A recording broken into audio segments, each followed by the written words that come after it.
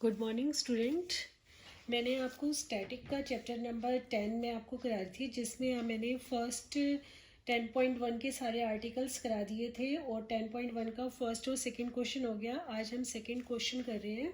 Second question है, force act along the edges of a regular tetrahedron, P and P along BC and DA, Q along CA and DB, R along AB and CD. Show that pitch of equivalent trenches 1/2 under root 2 edges of a tetrahedron. तो student पहले आपको पता होना चाहिए tetrahedron क्या होता है, कैसे बनाते हैं।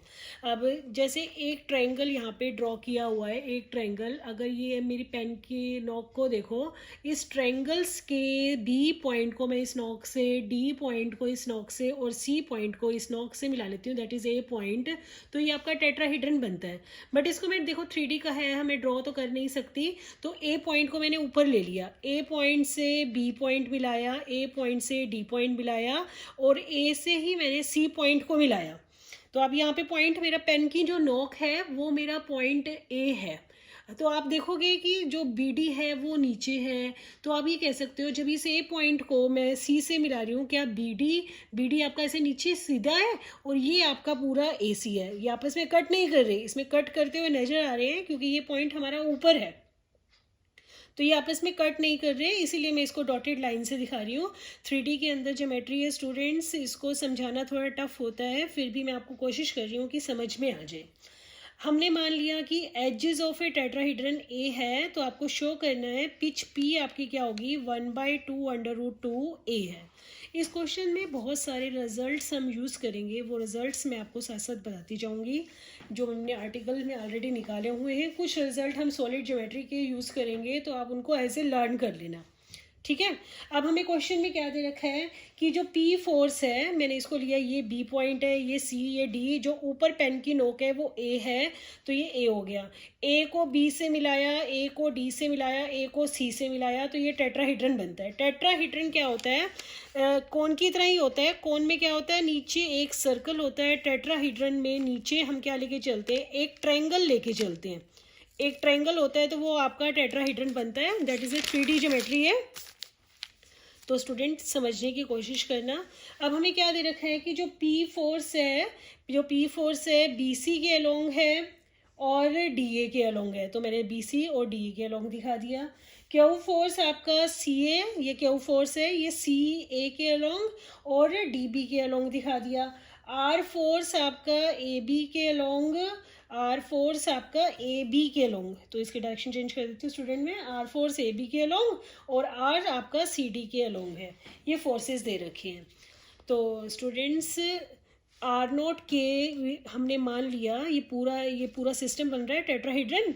तो हम क्या करेंगे, दो फोर्स की रिजल्टेंट भी निकालेंगे। इस पूरे सिस्टम का जो रिजल्टेंट है हमने आर नोट और के से डिनोट कर दिया।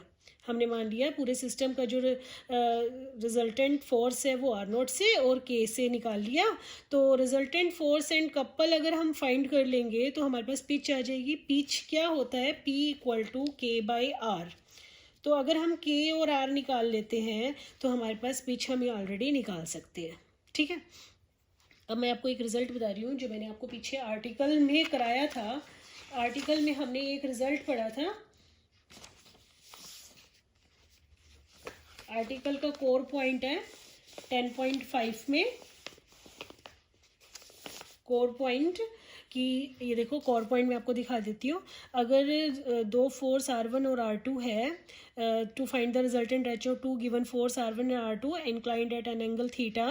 तो केस K1 में 0 डाला था, K2 में 0 डाला था, तो R1 की वैल्यू आई थी R1² + R2² + 2R1R2 cos theta, और आर के आपके पास आया था AR1R2 sin थीटा। तो इस रिजल्ट का यूज़ मैं करूँगी। ये था resultant wrenches of two given wrenches, ये है resultant wrenches of two given forces. अगर आपको दो फोर्स दे रखे हैं तो उसका रिजल्टेंट रेंचेस निकालनी है, तो इसका मैं यूज़ कर रही हूँ। दो फोर्स पे लगाते हैं। पहले देखो रिजल्ट, अगर R1 और R2 दो फोर्स हैं जो अल्फा से इंक्लाइंड हो रहे हैं, ठीक है। इफ आर के be the resultant wrench along हमने ले ली OZ, then R0² = R1² + R2² + 2R1R2 cos alpha. Okay. और आर के आपका क्या होगा, D r1r2 साइन अल्फा। आप देखो हमने जो पीछे किया था, मैंने ये आर्टिकल में आपको बताया, r² equal to r1² plus r2² plus 2r1r2 cos theta. Theta क्या था, थीटा हम क्या लेके चले थे, दोनों के बीच का एंगल, r1 और r2 के बीच का एंगल। तो यहाँ पे r1 और r2 के बीच का एंगल अगर मैं अल्फा ले लेती हूँ तो यहाँ पे आपका अल्फा आ जाएगा। और यहाँ पे मैंने आपको बताया कि ए आर के क्या है, A r1r2 साइन थीटा है। तो ए क्या था, दोनों फोर्स के बीच का शॉर्टेस्ट डिस्टेंस। तो अगर मैं शॉर्टेस्ट डिस्टेंस को d मान लेती हूँ तो आर के आपका क्या हो जाएगा, D r1r2 साइन अल्फा।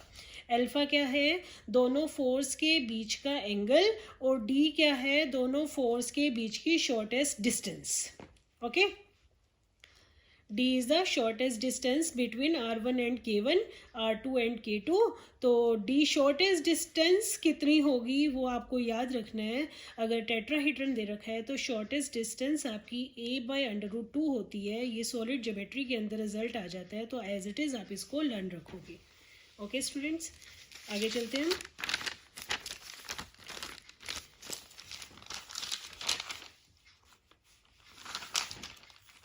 उसके बाद आप देखोगे अपोजिट एजेस कौन सी हैं हमारी। अपोजिट एज की बात करती हूँ, डायग्राम में भी बताती हूँ। अपोजिट एज की बात करते हैं तो BC के अपोजिट आपकी AD है, CD के अपोजिट आपकी AB है, और BD के अपोजिट आपकी AC है। ये दोनों कट नहीं कर रही स्टूडेंट, मैंने आपको पहले भी बताया है कि जब हम इसकी बात करते हैं तो A पॉइंट आपका ऊपर है, A से आपने C को ज्वाइन किया, वो आपके BD के अपोजिट आएगा, वो कट नहीं करता। तो आपकी एजेस कौन कौन सी हो जाएंगी, जब हम एजेस की बात करते हैं, एजेस अपोजिट एज BC और AD, CD और BA, और DB और AC। ठीक है, क्योंकि every pair of opposite edges are mutually perpendicular tetrahedron. तो एंगल बिटवीन टेट्राहीड्रन की बात करते हैं तो जो